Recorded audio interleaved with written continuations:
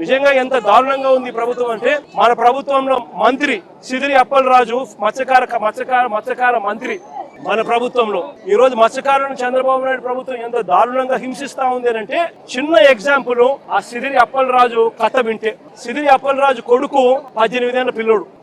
Sidiri Appalaraju doctor, Palasa MLA, మంత్రి, fishing మంత్రి మన ప్రభుత్వంలో. సిదిరి అప్పలరాజు కొడుకు 18 ఏళ్ల పిల్లోడు. బైక్ తోలుతా ఉండి కర్మవశాత్తు బైక్ తోలుతా ఉండి ఎవరిలో గుద్ది బైక్ తోలుతా ఉండి ఒక మనిషి చనిపోయాడు. యాక్సిడెంట్లు అవుతా ఉంటాయి, చేసింది నేను కరెక్ట్ అని నేను చెప్పను. బట్ ఆ పిల్లోడు 18 ఏళ్ల పిల్లోడు బైక్ తోలుతా ఉండి ఆ పిల్లోడికి ఏం తెలుస్తుంది? ఒకసారి జరుగుతాయి. జరిగినప్పుడు నువ్వేం చేస్తా ఉన్నావు? ప్రభుత్వం ఏం చేసిందో తెలుసా?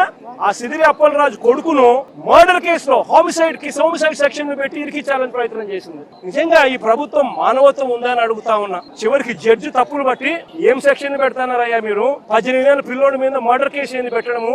అరే యాక్సిడెంట్ అయ్యింది, తప్పు జరిగింది, అది మర్డర్ కేసు పెట్టడం ఏందయ్యా అని చెప్పి జడ్జు తిట్టి సెక్షన్ మార్పించింది.